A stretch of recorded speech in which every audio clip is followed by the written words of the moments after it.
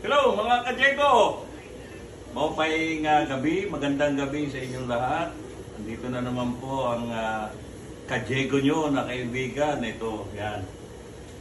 Katapos lang po natin linisan itong pato.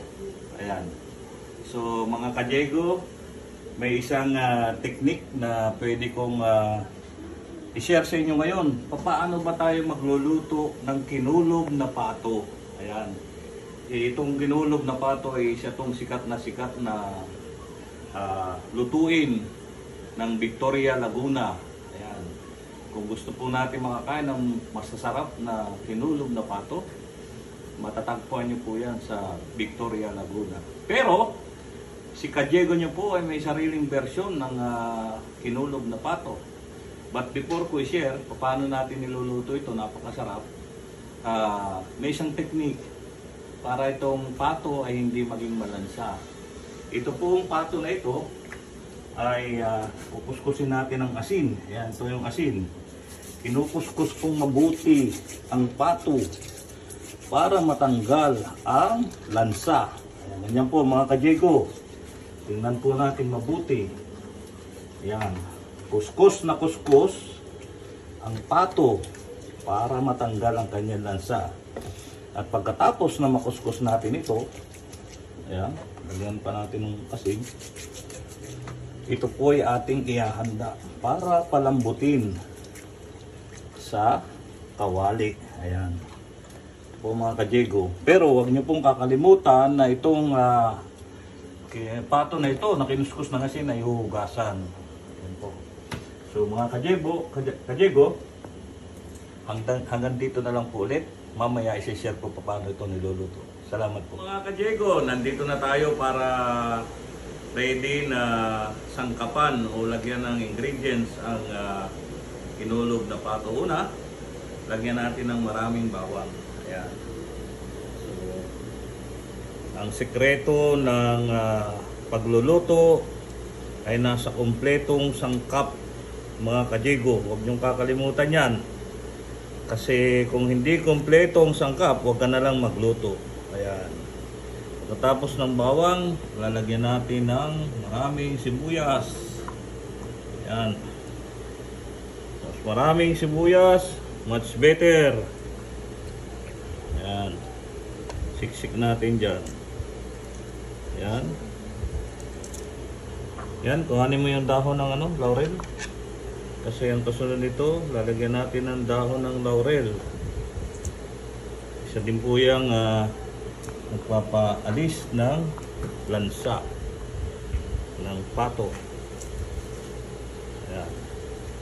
Ito po ay pagpapalambot lamang ng pato. Kasunod nito, lagyan natin ng dahon ng laurel. Oh! Ayan. Mas marami, mas maganda.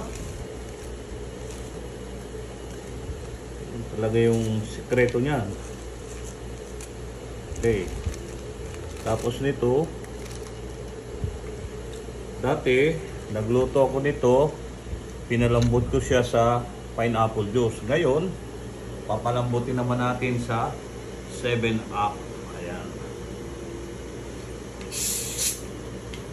Mas the more, the merrier.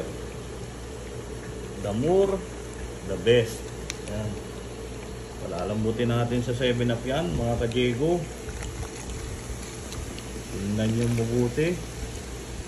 Yan ang sekreto ng masarap na pagluluto.